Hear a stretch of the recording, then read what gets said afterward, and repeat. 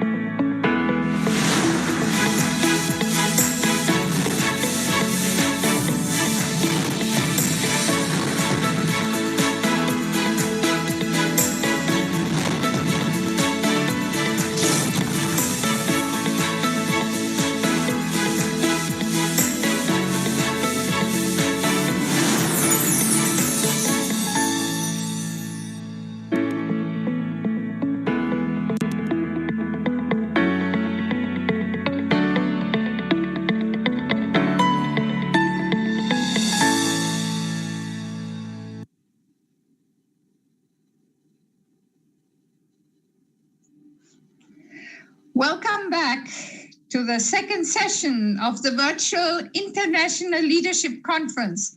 I hope you enjoyed your break and are ready for another exciting session. In session 2, we are going to discuss the peaceful reunification of the Korean Peninsula and a unified world of peace. Please allow me to introduce myself. I'm Ursula McLachlan, Secretary General of UPF Asia Pacific, and will be serving as a moderator of this session. The peaceful reunification of Korea as a heavenly unified Korea is one of UPF's primary goals. The UPF founders, Father and Mother Moon, have described the peaceful reunification of the Korean Peninsula as an important stepping stone to achieving a peaceful world.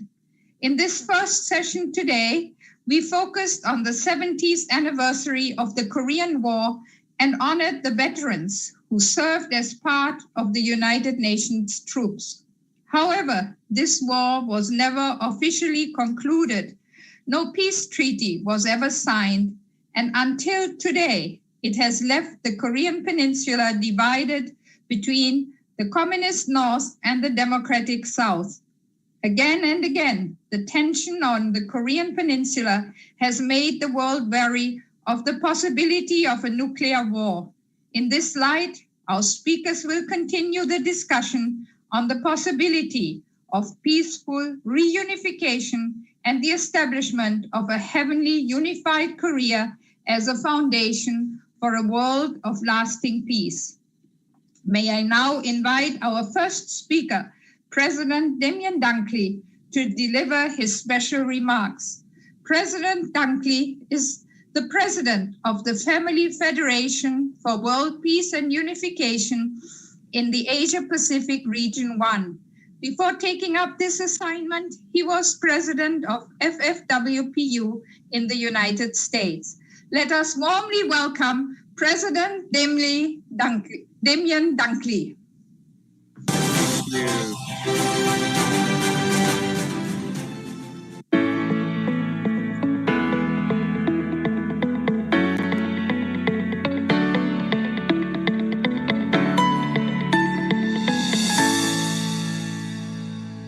Well, thank you. Hello, distinguished leaders, guests. Thank you so much for participating in this virtual ILC conference. I believe that God, who is our heavenly parent, is incredibly grateful to you for doing so.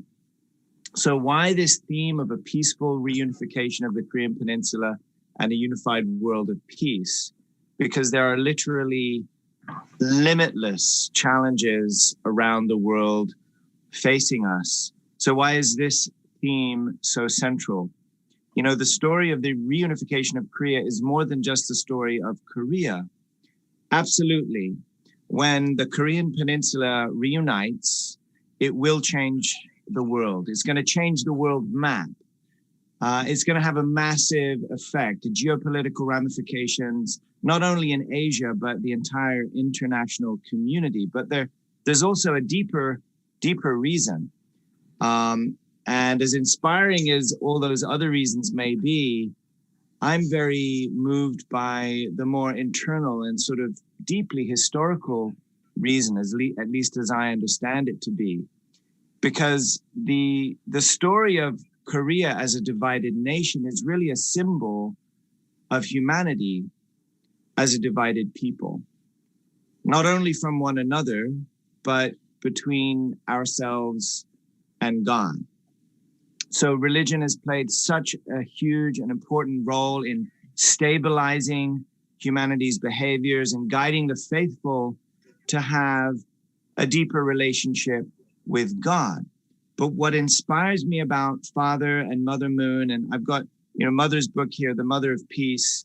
By the way, at least 2 categories of bestsellers on Amazon, available on Amazon. But the stories that you read about in Mother's memoir and also Father's memoir are incredible. Personal stories of how, within the context of the Korean history, sort of a symbol of what God has been trying to do with humanity for all of human history. So that's what inspires me, because it's about our relationship with God. You know, it's Father and Mother Moon who so beautifully unveiled the reality that God is our heavenly parent. And as such, where we meet God together as a heavenly parent goes beyond all of those concepts that would otherwise divide us. So when we think about Korea, we might think that the South is happier than the North in many respects. But when we're talking about a divided family, there's no brother that can be truly happy if his brother is unhappy. And that goes for us all. If any one of us is suffering, no one else can truly feel happiness, right? So I'm really inspired about the universality of Father and Mother Moon's message, the universality of the Universal Peace Federation. It's in the name itself. It's incredible. None of us will be truly happy and at peace until the whole world is at peace. So the reunification of the Korean Peninsula will take place, and it will become a huge stepping stone to a unified world of peace. So it's an absolute honor to be counted among you for bringing about real change in the world today. Thank you so much, and God bless you. I hope you enjoy the rest of this wonderful conference. God bless you.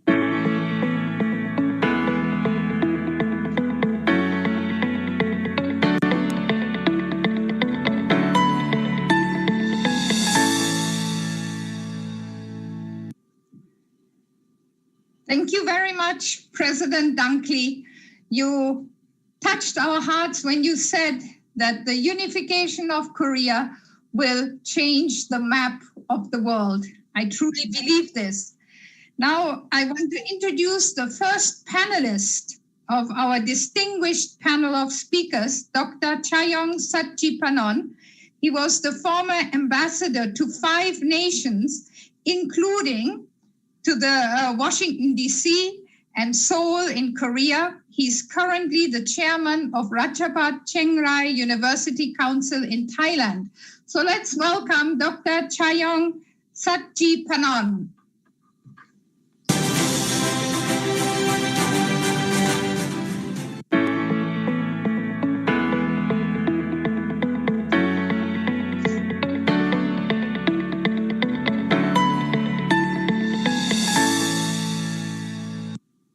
First of all, I would like to extend my thanks to the UPF Korea for inviting me to join this webinar program in commemoration of the 70th anniversary of the Korean War. Let me also express my appreciation to the UPF for your continued effort and good work for world peace in many key areas such as interfaith relations, peace building, and peace education. On our topic, peaceful reunification of the Korean Peninsula and united world of peace, I would stress the obvious fact that, of course, this is a noble goal, but in no way an easy task. Some sectors in the South may view that the unification is too difficult, too dangerous, and too expensive to afford. And I think we cannot blame them. But if we all keep in mind that this is crucial, important, if we think that this is an integral part of world peace as a whole, and if achieved, this will enormously contribute to world peace, security, and stability of the region and the world at large. Then this challenge is worthy of our joint effort. When I say that this effort is challenging, I mean to achieve unification. Specifically, A peaceful unification depends on a wide range of factors. There are high level of uncertainties. There are numbers of underlying issues we need to overcome. Among these are, as we all know, political and economic challenges, geopolitical competition of the superpowers and leading powers. Then there are issues of social integration between the two peoples, and equally important, we need to deal with the questions of emotional and psychological effects of the unification. Anyhow, for now, I would say that what may be the most important element hindering the effort is the growing North Korea's intransigence. I'm not going to be too pessimistic, but this is obviously not helpful to the unification effort. To recap what has been done so far, I would say that we have come a long way and witnessed quite an achievement. In 1972, we have a North-South joint communique outlining steps for peaceful reunification. We then have Sunshine Policy in 1997, and then in 2000, we have the North-South Joint Declaration, in which both sides pledged to work toward unification. This was followed by President Park Geun-hye's approach to unification as a bonanza in 2014. And our dream seems to be so near when, under President Moon Jae-in, we have the Panmunjom Declaration of 2018, the joint statement of Trump-Kim Summit in June of the same year. With the inspiring progress, the world will give moral support to President Moon when in 2019, President Moon proposed reunification by 2045. Along this journey, we have to give credit where credit due. Remarkable and notable is an untiring effort of the Ministry of Unification. Despite criticism, the ministry's pro-unification effort have kept the momentum going with their continued endeavors, such as in humanitarian assistance, dialogue process, joint projects, including those in the field of health, medicine, disease control, and climate change. The ministry is appointing of international peace activists and NGO leaders as goodwill ambassadors for peace on the Korean Peninsula is also indeed praiseworthy.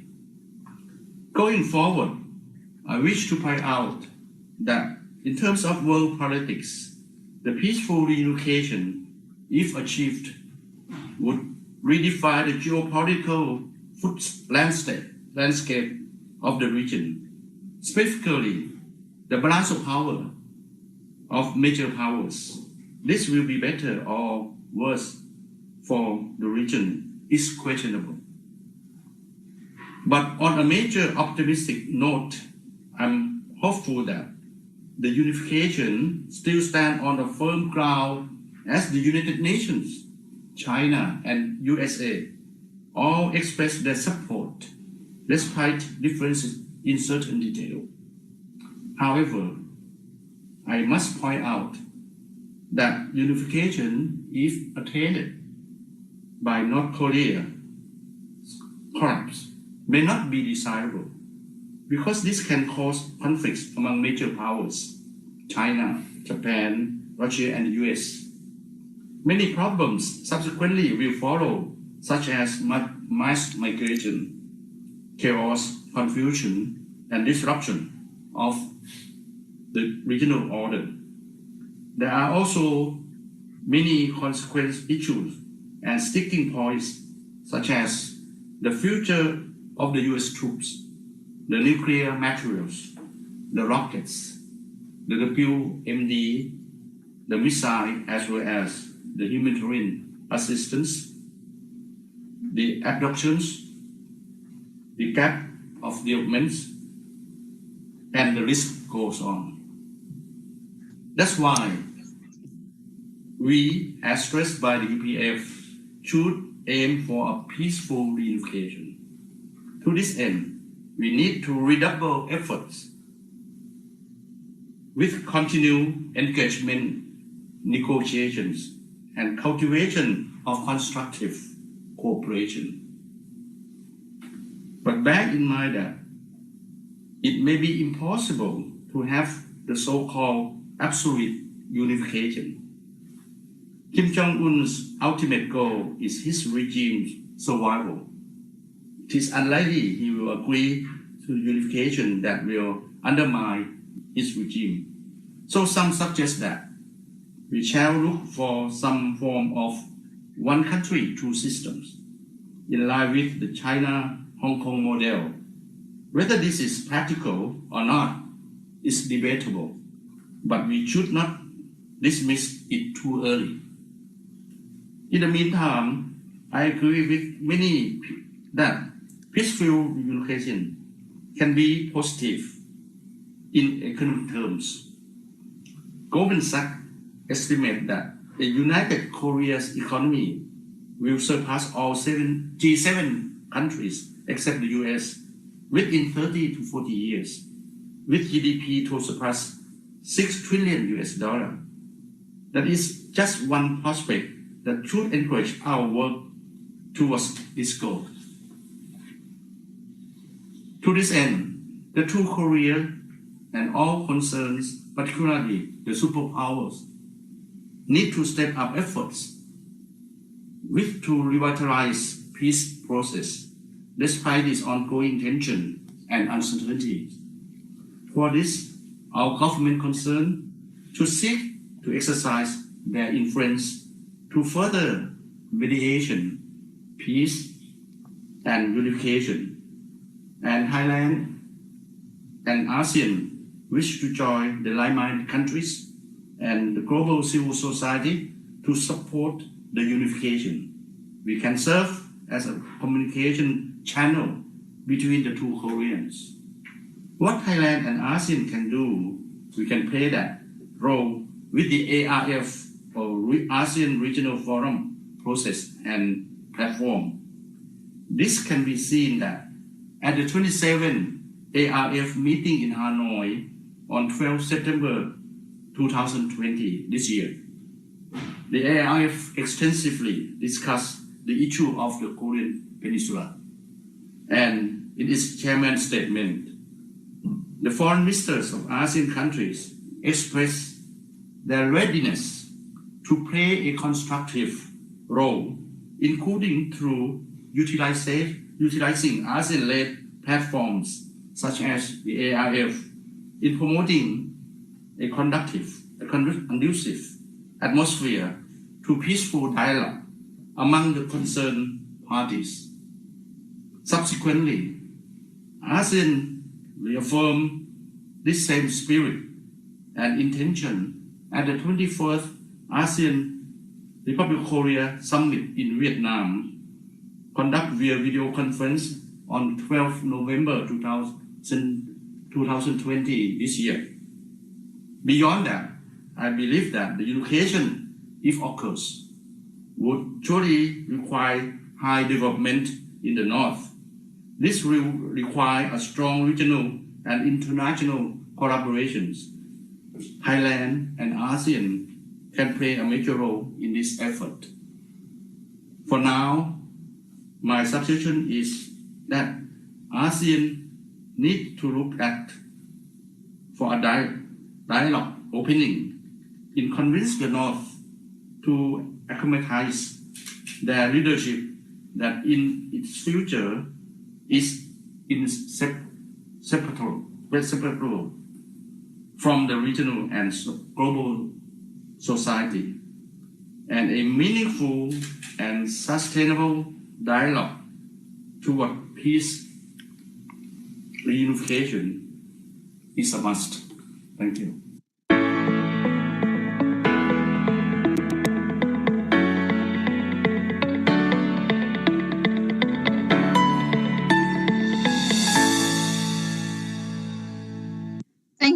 very much, Dr. Chayong, for your wide experience and insights.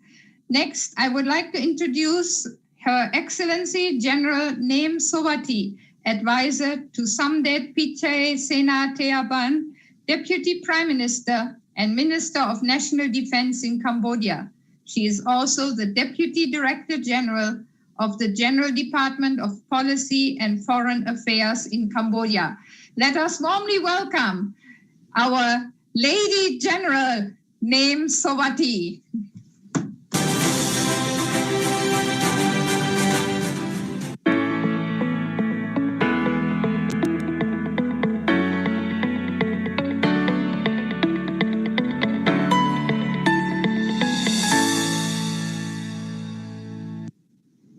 Thank you. Good afternoon from Phnom Penh.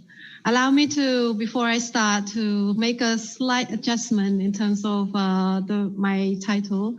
I'm not a general, I'm Lieutenant General. Thank you. Your Excellencies, honorable friends, colleagues, ladies and gentlemen on the panel. First of all, allow me to thank the UPF for giving me the opportunity to participate in this virtual International Leadership Conference today. It's definitely a pleasure and an honor. On this occasion marking the 70th year of Korean War, allow me to also pay tributes to those who made sacrifices during the war, and may they know that their legacies, lives, forever in our gratitude. Being also on a panel on peaceful reunification of Korean Peninsula and unified world of peace, my delivery is only humble to the experience of my country, Cambodia, and that the opinion here is of my own and not that of the place that I work for. Honorable friends, ladies and gentlemen, the concept of peaceful reunification, this can be think if you really link it, is the ideal state of happiness and peace within and among all people and nations. The notion of a world peaceful and non-violence is one which motivates individuals and nations to cooperate either voluntarily or in organization in accord to a system of governance that has this kind of goal. It can also be determined by more organic causes through cultures, religion, philosophies of the people themselves and their leaders. Peace is a precious public property and needs to be protected at all costs, regardless of race, belief, or ages. Harmonic development will only be possible with the presence of peace. While thinking about the reunification and well-being of the Korean Peninsula, allow me to take this platform to share experiences from home in hope that it can be of contributive consideration for the panel. Ladies and gentlemen, honorable friends, present-day Cambodia is one with thriving economy, as some of our colleagues have visited Cambodia, with economic growth, stable development, and blossoming young people. Since Cambodia has fully obtained total peace and national reconciliation and development after many decades of civil war and internal conflicts. This is one of the great achievements of the Royal Cambodian government under leadership and effective strategy of our Prime Minister to bring an end to the total war for the country. Allow me to go a little bit deeper in terms of the conflict fractions in Cambodia and how it was basically bring together. We were able to bring together the armed conflicts fractions and to come and unite under one government under three offers of three basic guarantees. The first one being guarantee of life, physical security. It's a guarantee that no bodily harm will be made to former soldiers or their family if they were to join in, and secure. The second guarantee is job, and this make ensure of their safety and well-being for future livelihood. The third being guarantee for ownership of property. So this is very important for their further and in terms of ownership of property while the country will be integrated. While this is being done, the offers of guarantees were provided for all fractions to disarm and integrate into one government and honoring one rule of law and constitution. The meaning of the 3 points above are deeply and cut into what they call the reality of human security, and that was what really they were hungered for that time. The meaning for these 3 points is very important, that really makes all fractions accepted and are able to come together and under one government. Thus, they lead to success that are achieved in a sustainable way for peaceful resolution and became not only the basic for security of life, but also the foundation for further development of the country, while it goes deep down into the heart and the hope of the people. While this is being done, there are other factors that contributed to this being happening successfully. So there are 7 successful factors that were contributed to this. The first one being leadership, the Prime Minister himself being leading this process at the time. The second being the role of central administration for administering this strategy. And the third being the arrangement of the armed forces.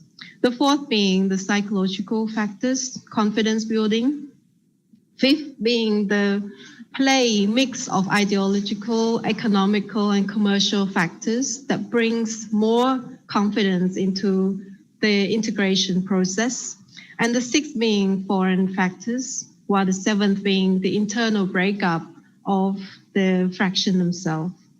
For the case of Korean Peninsula, I dare not make recommendation. However, I believe that it should not be seen through the lenses of other countries' achievements, and it is pertinent to be approached from the result-driven point of view, seeking to address the real root causes for those issues that we are facing to deliver on those expected results. The war broke out as a result of politically ideological competition and escalated very rapidly. This is similar to what happened, that resulted in divisions of not only states, but also ideology and political views and form. I would like to point out 3 considerations in thinking about reunification of the Korean Peninsula.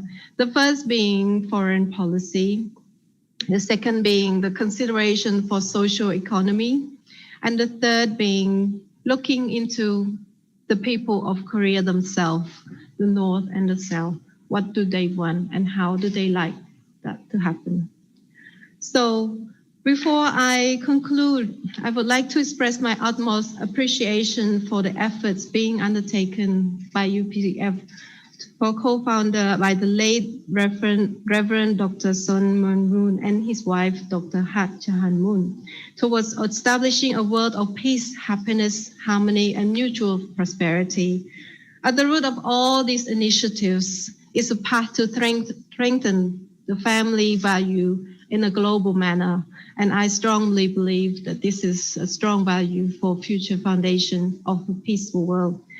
And while peaceful reunification for Korean Peninsula is one of UPF's primary goal, this is also one of the great significance to the world and will be instrumental to stability and strategical geopolitics in the Asia-Pacific region and also around the world. So I look forward to further interaction and further following up for your thank you for your time.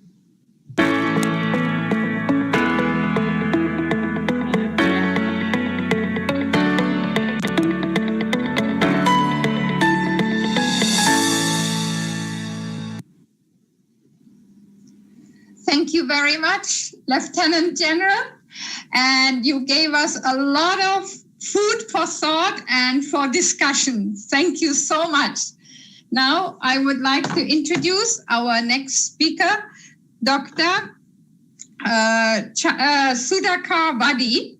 He is an assistant professor of the Center of East Asian Studies, the School of International Studies at Jawaharlal Nehru University in New Delhi, India, and has published numerous articles in the field of Korean studies over the last decade. Let us warmly welcome Dr. Sudhakar Vadi.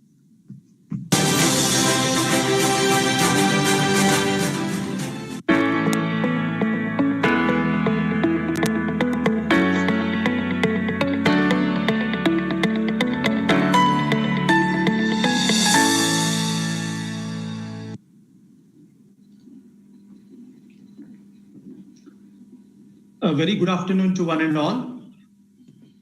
I'm very thankful to the Universal Peace Foundation for this great opportunity to speak the peaceful reunification of Korea. It's my privilege to honor to speak about this very, very important topic, which is very, very close to my heart. My title of today's topic is Peaceful Unification of Korea, Issues and Challenges.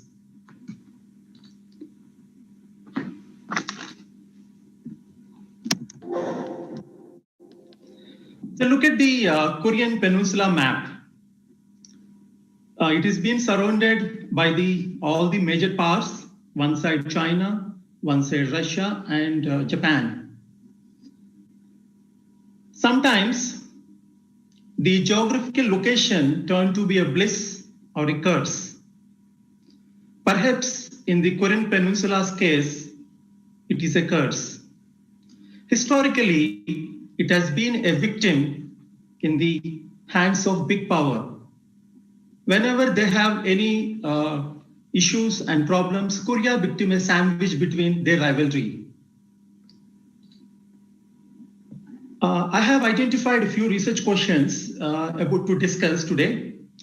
My first research question is why unification dialogue between two Koreas, that is Republic of Korea, South Korea, and Democratic People's Republic of Korea, North Korea, has been largely unprotected, followed by what are the challenges they are facing, and finally we can conclude how to move forward.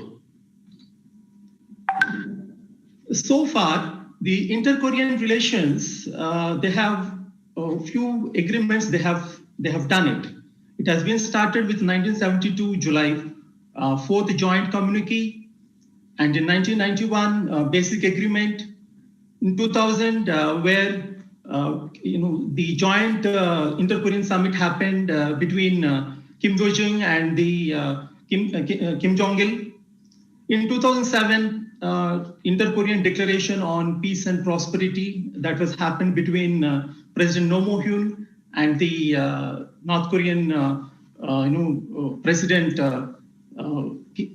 Kim Jong-il. And again, finally, recently it had happened in 2018, that is called Panmunjom Declaration of Peace and Prosperity and Unification of Korean Peninsula. See, all these Korean unification agreements, no doubt, they have helped to reduce the hostility and military tension in the Korean Peninsula, but for a limited period of time. Again, the present situation, you can see, recently in the month of June, North Korea blown up the inter-Korean liaison office at Kaesong. With this action, again, the talks back to square one.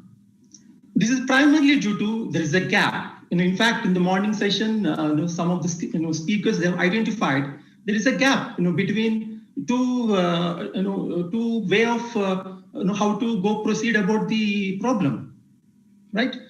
So how to come out of this gap? How to fill this gap? South Korea's approach, more or less, it demands a denuclearization of North Korea first, and we have we'll go to the limited family reunifications. Then there should be economic cooperation first, then reunification later, and conversation of armistice agreement, which is the long-standing demand. To the peaceful agreement. It is, this argument is primarily, coming up by the left-leaning presidents. And finally, according to them, it leads to gradual unification. Let's see, how North Korea, approach. What is their approach? They keep on asking. Number one is that is called stop annual joint military exercises, which is the bone of contest since long time. And withdrawal of US troops from South Korea. As we all know that right now, almost 28,500 US troops are stationed in the southern part of the Korean Peninsula. And again, North Koreans keep on asking, again, conversation of armistice agreement to peace agreement. And finally, they're asking, repeal all anti-communist laws. According to them, still there are laws which are, they're not providing ample liberty and freedom to the Koreans. So there are some laws which are, for example, South Korea is having national security law. There is a long discussion, debate is going on to repeal it or to scrap it. So it would eventually reduce the hostility and gradually lead to the peaceful unification of Korea. This is the argument of North Korea. So though there is a gap in their strategy, the common point with both the parties are keep on underlining is that the conversation of signed 70 years of old Korean War armistice agreement to peace agreement. It has been mentioned explicitly in the basic agreement in 1991, Article 5, Inter-Korean Declaration on Peace and Prosperity 2007, Article 4, Panmunjom Declaration for Peace and Prosperity and Unification of Korean Peninsula in 2018, Article 3. Based on all these my observations, I concluded that the Korean unification problem has caught in the web of vicious cycle of mutual deterrence of both South and North Korea. We can see, on the screen here, this is the web, which I have identified. There is a existence of armistice agreement. Technically and legally, both South and North Korea are still at war, which is leading, there is a joint military exercises every year. Look at this, this slide here. The joint military exercises. Annually, they hold almost 40 team spirit exercises through mobilizing more than 2 lakh United States and 30,000 South Korean troops with heavy ammunitions. On numerous occasions, the leadership of North Korea has requested to stop these exercises. According to North Korean authorities, these exercises are not only provocative, but also planned for preemptive strikes on them. They're very scared. They're very insecure about these exercises. So come back here. The joint military exercises, it is actually creating so much of insecurity on North Korean authorities. They are leading, it leads to the North Korea's deterrence with the nuclear capabilities. A good example is last year in 2019, when the joint naval exercises were going on, North Korea tested 2 ballistic missiles. There is a parallel. Try to understand, why they are doing this. Media is covering only North Korea is testing missiles, but they are not covering what is happening the other side of the story. Let's come to this part. Because of the North Korea's nuclear capabilities and ballistic missile testing, United Nations, putting sanctions on North Korea. And it leads to, I will come back, I will give the data. Right now, North Koreans having severe food shortage. According to the United Nations report 2019, almost 11 million North Koreans are suffering because of these sanctions. They are not having adequate food and shelter. They are having severe water and health shortages. So almost 40% of North Korea will be affecting, or North Koreans are affecting because of the United Nations sanctions. However, they are not giving up their nuclear capabilities because they are still insecure because of this joint military exercises, one side. And they're following up this policy called military first policy of Songun. In Korean, we call Sungun. Again, because the war has not ended at the 30th parallel, still technically, both South and North Korea has been at war. So this cycle is keep on going on. the web is, this is the Korean unification issue has been caught in this web. So unless and until if you break this web, it would be highly impossible to go for a peaceful unification. So how to go forward about this? Breaking this vicious cycle of mutual deterrence is the need of the hour for gradual peaceful unification of Korea. Presently, North Korea is a highly sanctioned country in the world. Easing the sanctions can be a starting point since North Korea has been facing severe food shortage. Most of the sanctions are directly or indirectly affecting its agricultural production. As I told you earlier, according to United Nations report, 11 million North Koreans, including women and children, lack sufficient nutritious food, clean drinking water, and they're not having access to basic health and sanitation services. Conversation of armistice agreement into peaceful agreement is a prerequisite for the long-lasting peace in the Korean Peninsula. The provocative joint military exercises has to completely suspended. There should be finally, I conclude, very, very important, there should be a consistency in the South Korea's policy towards North Korea.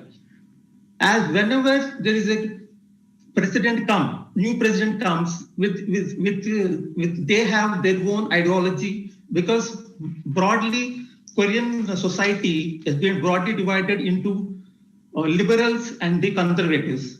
Whenever the conservative president comes into power, again they're scrapping all the policies of the presidents who've been initiated by the liberal left.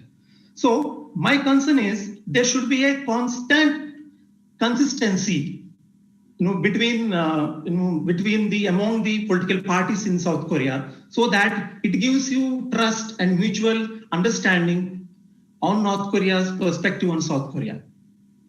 So thank you so much for giving this great opportunity. And I once again thank you to the UBF for giving this opportunity. Thank you.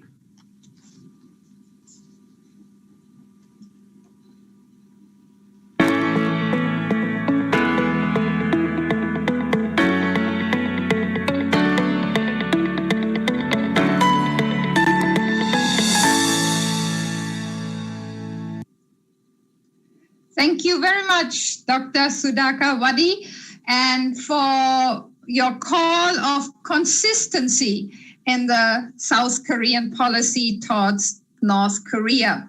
Now we have another honored speaker from Nepal. She's from Nepal. Honorable Chaya Sharma was a member of the Constituent Assembly as well of the Parliament from 2014 until 2018. She's also president of the Federation of Women Entrepreneurs Association of Nepal. Let us welcome Honorable Chaya Sharma.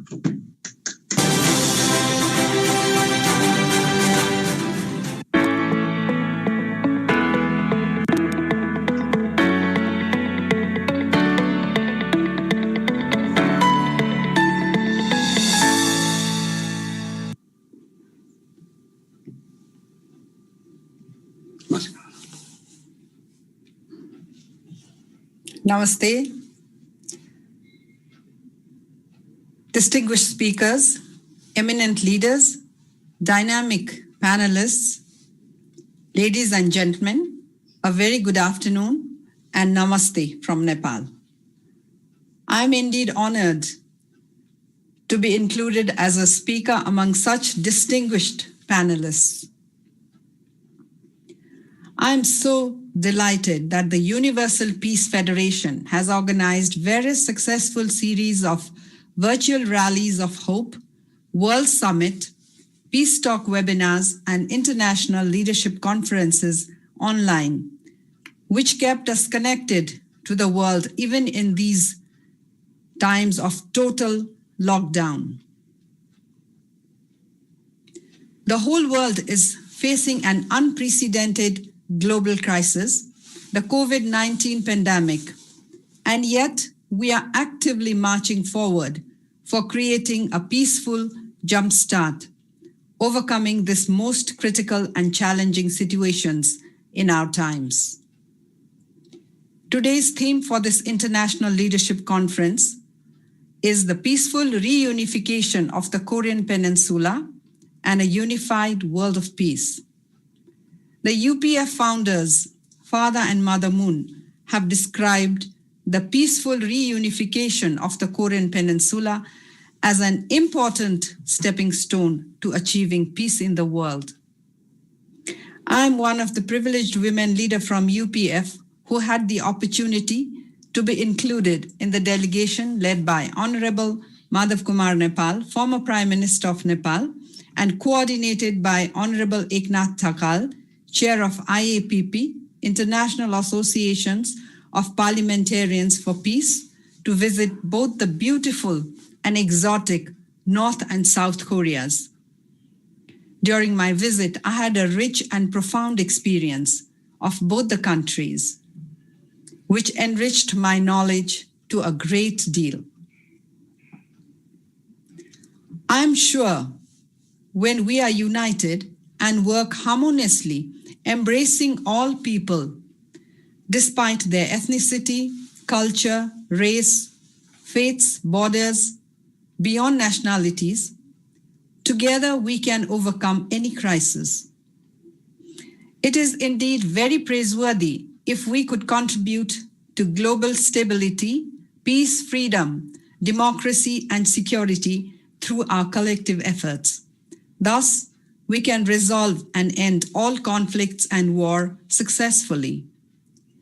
UPF is ever striving to work and contribute to world peace and harmony whenever the opportunity arises. When we say unified world peace, probably I feel the start should be from oneself, then proceed on to societal peace, for which various issues needs to be resolved. And just to name a few: equality between men and women, fair sharing of wealth, tackling climate change, control of arms sales, and of course, stamp out exclusion.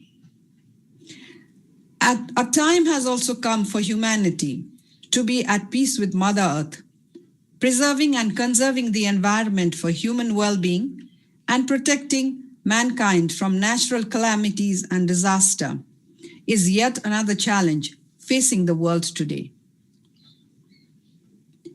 Here I would like to pose a question.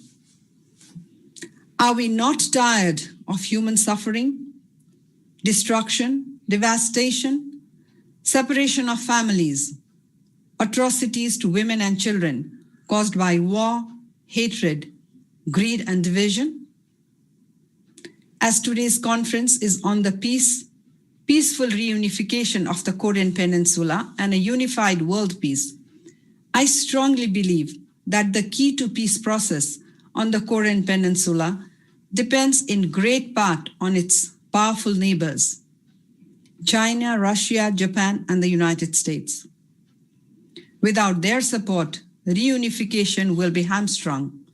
However, the key stakeholders are the Korean people, divided for 7 decades by ideology and a widening socioeconomic gap. That also makes us ask questions such as, can North and South Korea envision a common destiny? Are there incentives that could help overcome the past of distrust and conflict and open a path to mutual prosperity? Here we need to take a pause. Considering various incidents that have taken place in different occasions where both sides have expressed a feeling of unification, maybe the world can still hope and find an answer to these questions.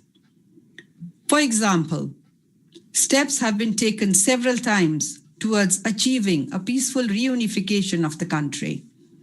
The process towards reunification was started in June 2000 by the June 15th North-South Joint Declaration, where one of the clauses says, the South and the North have agreed to resolve the question of reunification independently and through the joint efforts of the Korean people, who are the masters of the country.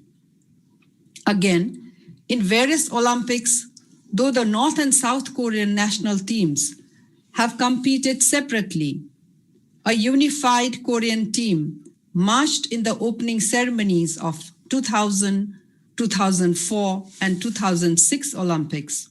Likewise, way back in the 1991 World Table Tennis Championships in Chiba, Japan, the two countries formed a unified team. Moreover, North Korea's participation in the 2018 Winter Olympics that were held in Pyeongchang, County of South Korea, was a significant shift after several years of increasing hostilities. The process towards reunification was affirmed by the Panmunjom Declaration for Peace, Prosperity, and Unification of the Korean Peninsula in April 2018, in which the two countries agreed to work towards a peaceful reunification of Korea in future. So, we can envision the possibility of a unified Korea someday. Reunification remains a long-term goal for the governments of both North and South Korea. We have seen flickers of hope arise at times, which again reverts back to deadlock. Perhaps incentives and scenarios could be a possibility to restart dialogues, such as if the reunification happens with a good plan in place, with North Korea's natural resources and South Korea's technological advantages, a unified Korea can be a major powerhouse on the world stage. Starting easy travel between countries to meet friends and family, starting commercial trades, allowing for the economy of both countries to grow on their own, addressing scenarios of emotions of reuniting separated families, are such possibilities that could resume peace talks on humanitarian basis. Nepal, along with UPF's primary goal for the peaceful reunification of Korea, will always be supportive to facilitate efficient peace process and reconciliation of the Korean Peninsula through bilateral cooperation and vibrant, friendly dialogue among neighboring countries. Lastly, I hope that we will all be able to get back to our normal lives sometime soon.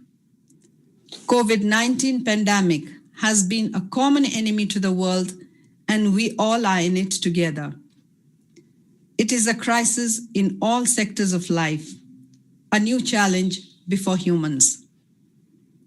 We need to take action responsibly for the safety of our nations.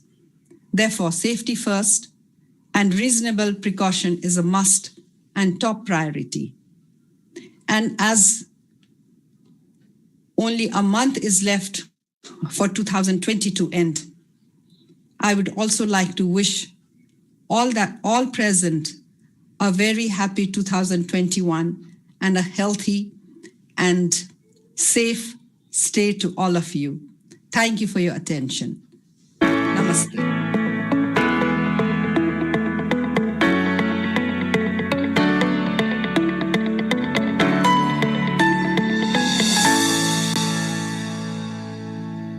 Thank you very much, Dr. Chaya Sharma, for asking many relevant, important questions and giving a lot of insights into what could motivate North and South Korea to reunite.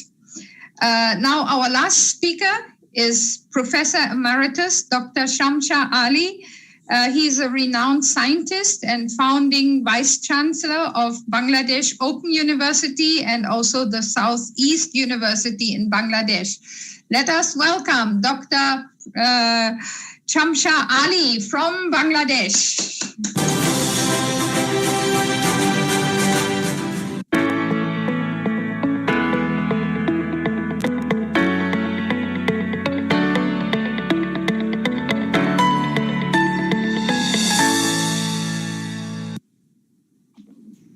Thank you, Honorable President Ursula Macmillan, and all the listeners around the world for listening to this very important session for Leadership Conference.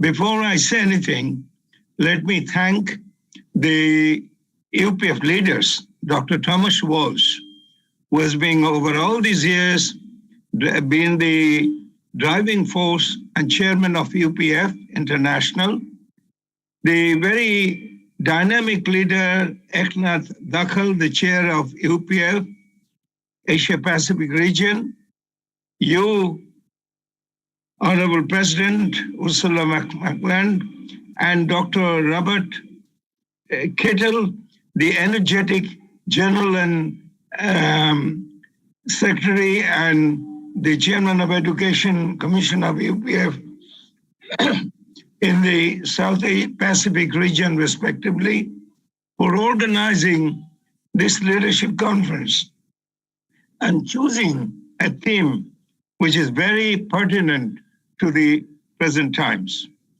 And my special thanks are due to Dr. Hakja Moon for pursuing energetically the idea of reunification of Korea. Now, while we are having this conference, we are having it at a time when a physical barrier has been created between and within sections of mankind by COVID-19.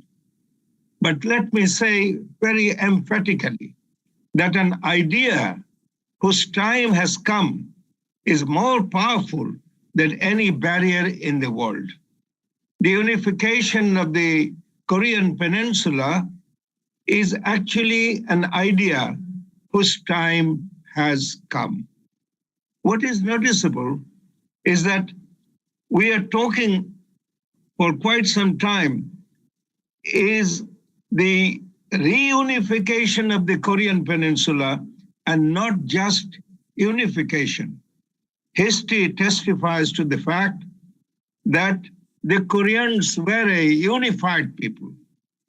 The generations of South and North Koreans lived in what was Korea, not for a limited period of time, but for hundreds and hundreds of years. Together, they presented to the world new, wise ways of living, healthy living, and presented great philosophical ideas. Korea was a background for more and more competitive ideas. It is only after the Second World War, the political course of history charted a course of forced physical separation of the Koreans, especially after the Korean War. But mental separation, I repeat, Chairperson, could not last long. Both the peoples in North and South Korea, they have the same language, they have the same culture, and they have the same mental makeup. Left to themselves, they could have decided their things long ago. Now, a long time has passed since this post-separation has occurred. Now is the time for the Koreans to sit down, muse, and unite, not only for their own sake, but for the sake of world peace.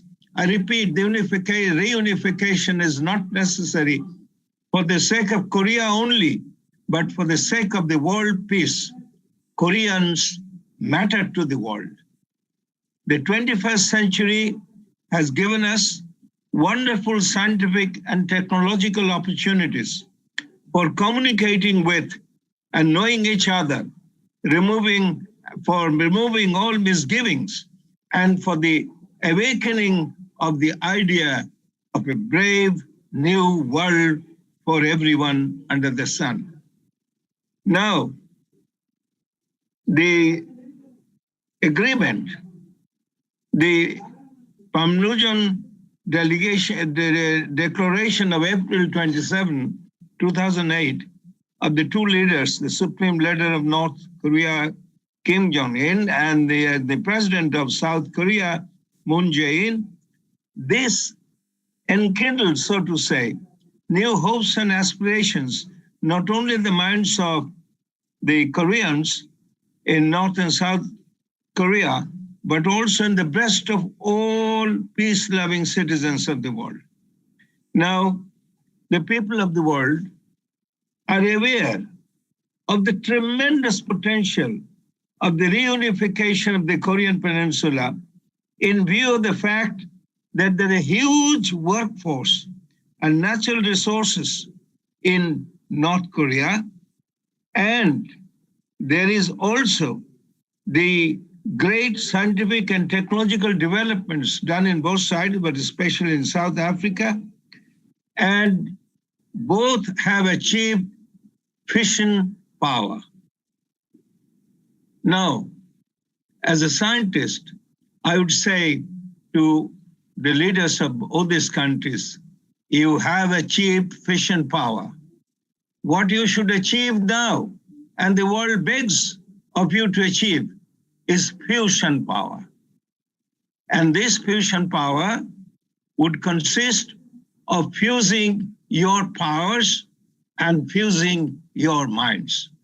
If you look scientifically, fusion is a great phenomenon, the driving force of the world.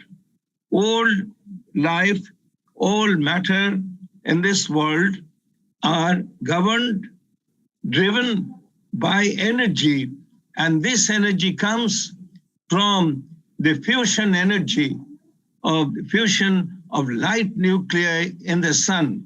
And that is the energy, and we will last as long as that energy is available. Fusion is important.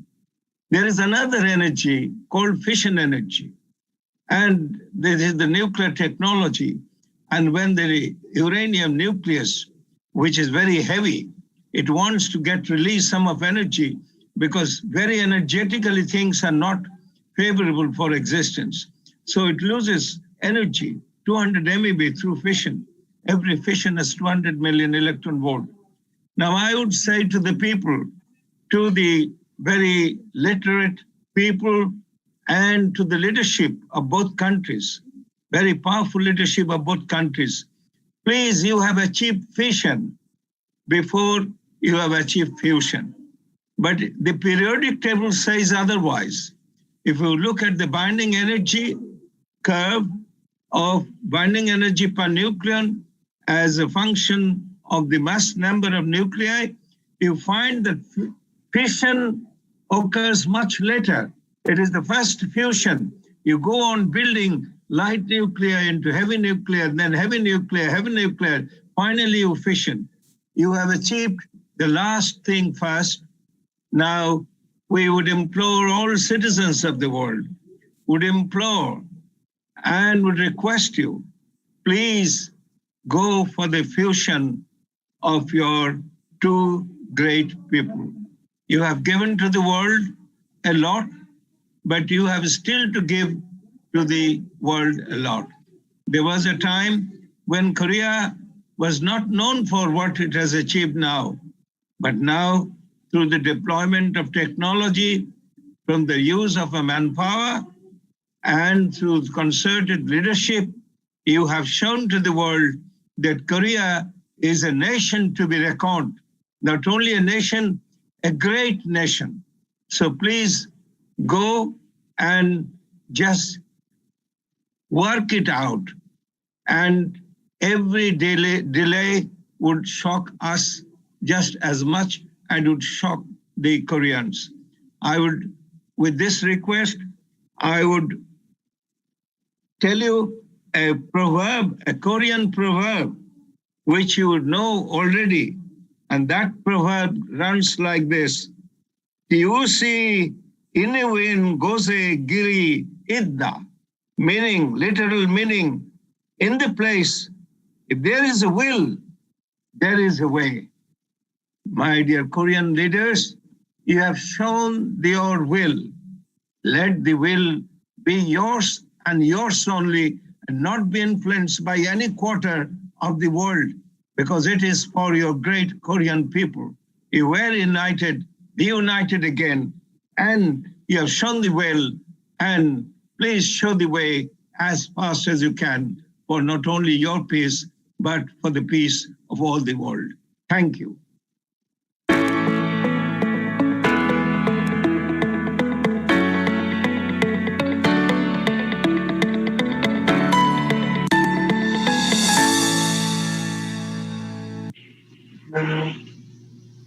Thank you very much, Dr. Ali, for enlightening us on the need of fusion energy to reunify the Korean Peninsula. Where there's a will, there is a way. Now we have come to the part I think many of us have waited for our question and answer session. In the morning, we had very lively discussions and we didn't have enough time to answer all the questions. So today, in this session, we have more time, and I will now hand over the lead to Dr. Venus Agustin. He is the president of the International Peace Leadership College in the Philippines. He will lead us in the question and answer session. Dr. Venus. Thank you so much, Mrs. Ursula Amala Maclaclan, for that short introductions. So I have some questions here. I think for now, my staff is still gathering some of those questions, summarizing. But there is one question that I feel this is relevant coming from the first session, but relevant for the second session. This is the questions that can be answered by any resource speaker. So this is from Bohing Leng. In present world politics, in your opinion, who or which country would be the best moderator to get both sides to start the talk on reunification?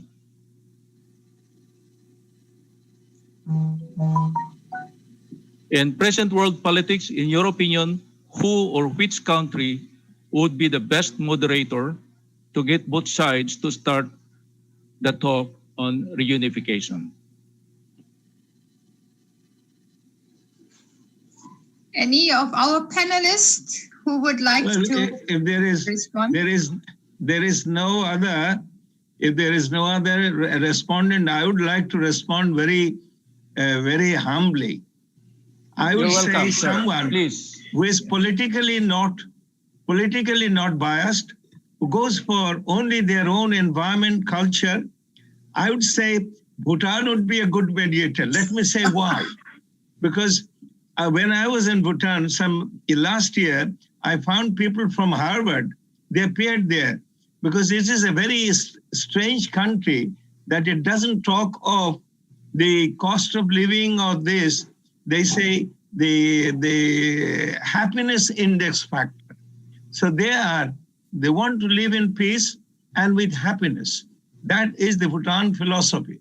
So I think if they could persuade both these countries that you have achieved a lot, you have your self-dependence, and now you can, please be alone, the two of you, and work things out. Whatever resources you have, you fuse them, fuse your minds, be one great people. So unless they're left to themselves, no solution would be worked out. People have to be left to themselves. So I think Bhutan would be a good candidate. Thank you so much, sir, for such a very good input or proposal that Bhutan can be a good country. Maybe some reactions or comments from other resource speaker about Dr. Sudhar Vadi. Yeah, I have one. I just want to add what Professor Shamir Ali said. See, right now we should not, go for any third-party mediation. First, there is a technically, both South and North Korea, they have, technically at war. Try to understand this. And who are the, signatories of the armistice agreement? China, and United States and North Korea.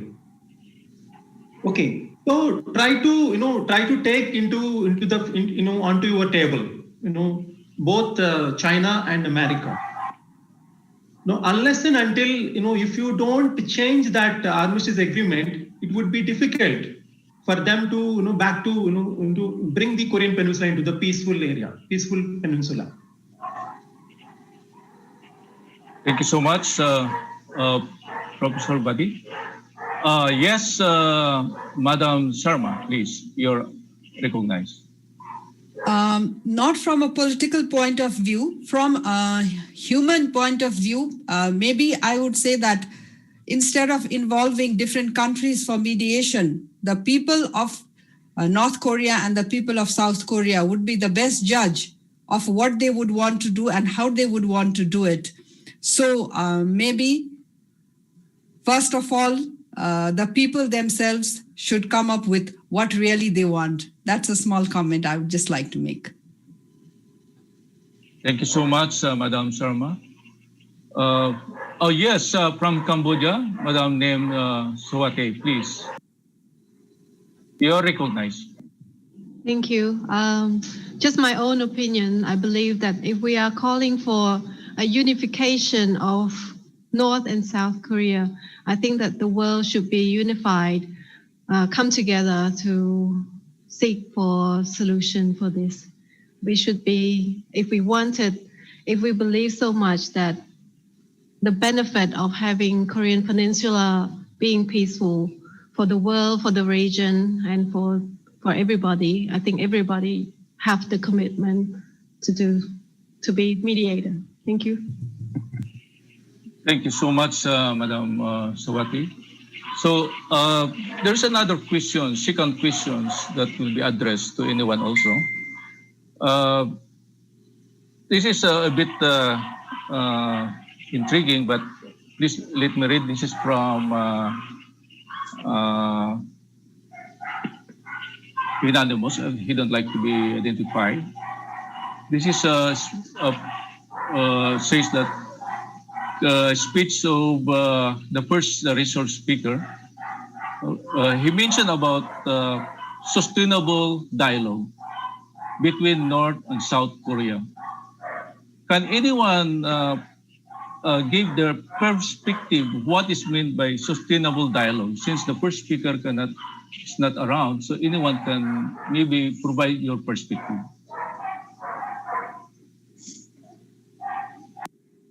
Shall I? Yes, please. Yeah.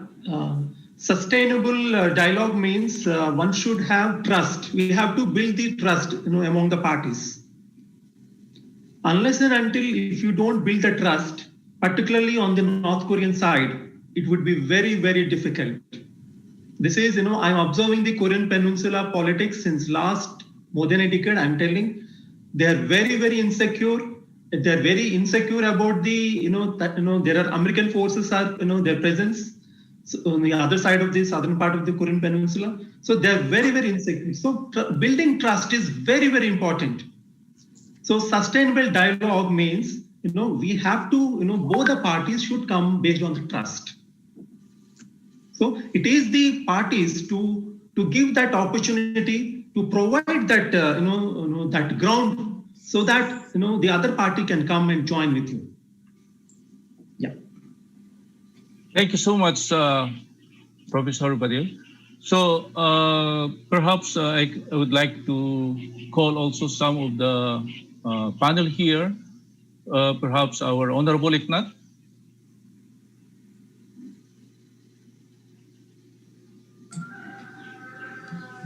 Thank you very much, Dr. Venus. So I think already our distinguished panelists, they have put forth their very wise, experienced, and practical wisdom. Actually, I commend all of them, and I support all of their ideas. I think this is how we should create the environment for before coming to any negotiation or peace agreement. I think creating appropriate environment from all sectors of the society is very important. Before reaching the formal agreement, the informal meetings and dialogues, that are very important. I think this meeting itself, the virtual ILC organized by UPF, is one of these informal program that help to create the appropriate environment for the peaceful reunification of the Korean Peninsula. So it's not only UPF, I think government sector, non-government sector, interfaith community, civil society, private sector, I think all should collaboratively should work together with hope that someday the dream of Korean people, the aspiration of Korean people will be realized. Thank you very much. Thank you so much, Honorable Iknat. The questions actually that I gathered is sum up with the same meaning and the same directions about the reunification of North and South Korea. But perhaps we can hear an input from our President, Dimian Dunkley. Sir?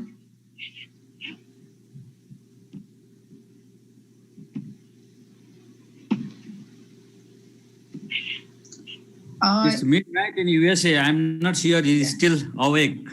Okay.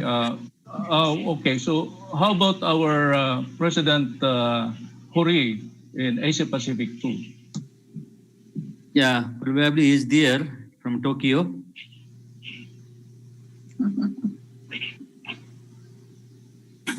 Okay. Hello. Yes, you are recognized, sir.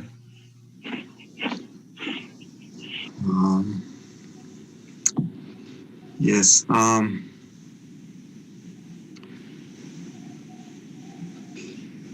So,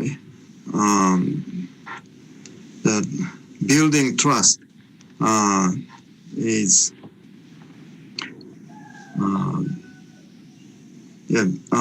reason why it is difficult is as I said at the first speech, there are different perspectives. So in South Korea, many people start to believe North Korea as a one people, because many people now look their military threaten fear in military is now reducing. Many of Korean people don't think North government they will not use nuclear weapon to South Korea. So in that understanding, South Korea people they expect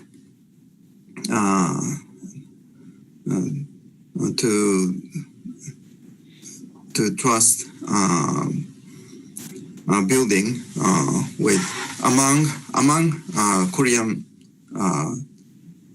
people, but still the difficulty is at least for leader of North Korea. In my view, they're still looking for the guarantee to survive. But the dialogue between the governments, there are a little bit lack of such kind of guarantee. So the peaceful unification, reunification means there are no one to be killed. that kind of guarantee shall be needed, but there are few guarantee of even the worst people should be survive or to be forgive. If there's some kind of opportunity, it will be happen.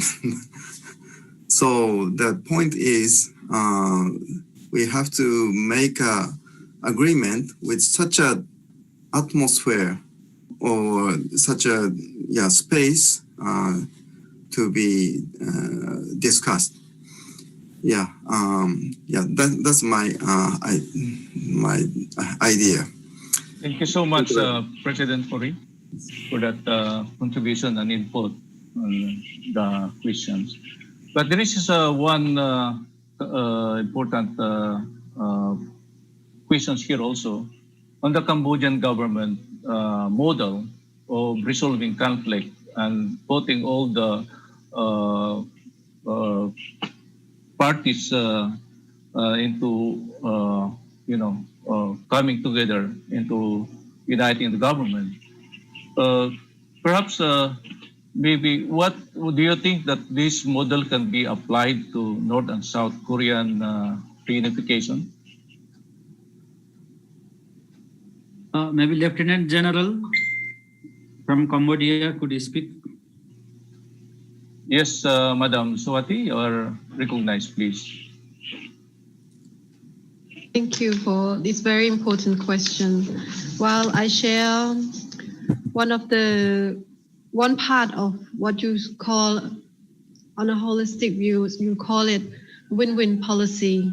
Mm-hmm. That was delivered and implemented during the late 90s in order to integrate the country that was at war. We, at the time, the Royal Cambodian government provided 3 guarantees, and one being the guarantee of life, that if they were to integrate it with the government, they will not be prosecuted, they or their family.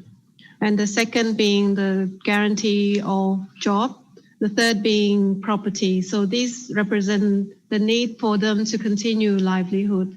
And so integration means prosperity to both parties, to parties that are at war and to also the party of the government. So this provides a win-win solution for all.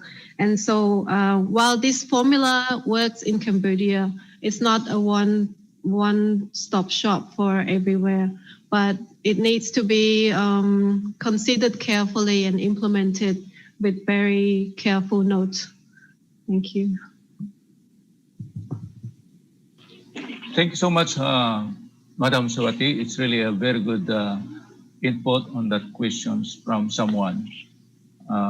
They are meaning they get the point of questioning or questions whether a Cambodian model can be a solution. Thank you so much. So, any reactions from the other panel, resource speaker? Because the questions actually try to summarize, it still leads to the questions of what possible means or method, principles that leads to the reunification of North and South Korea. Thank you very much, Dr. Venus Augustine. We are now come to the end of our program today. Unfortunately, our time is up, but I really want to express my deep gratitude to all our distinguished and learned speakers for your deep insights and also everyone's active participation in the discussions. Let us all work together and support the peaceful reunification of Korea and help to build one world family under God, our Creator and Heavenly Parent. So with these words, we want to conclude our program today, and let us all have a group photo together. For this, I will ask all those present here to please turn on your video that you can all be seen together. And we have a final group photo for all of us. Let us turn on the video and smile. Give a big smile. Thank you. And maybe let's say peace. It's a peace conference. Peace. We were talking about trust, building trust and love. Okay, thank you so much. And actually, we are already planning for future programs, other webinars. There are programs coming up in early December. Our staff will let you know, invite you, and we hope to see you soon. Thank you very much. Thank you very much, everyone. Thank you, Mrs. Ursula. Thank you. Thank you, Honorable Ignan, for your leadership and guidance in this webinar. And all the speakers, thank you, Dr. Kita, all the speakers.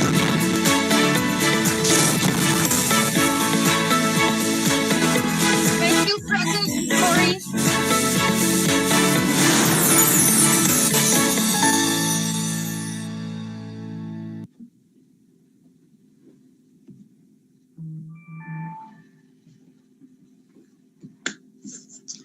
Thank you.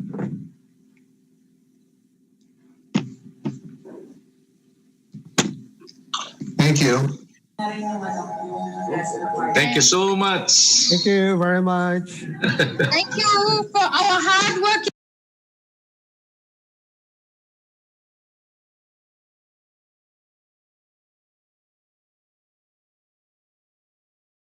This weekend, get the 5G America's been waiting for. Verizon 5G is next level. Unlimited plans start at just $35, with entertainment the whole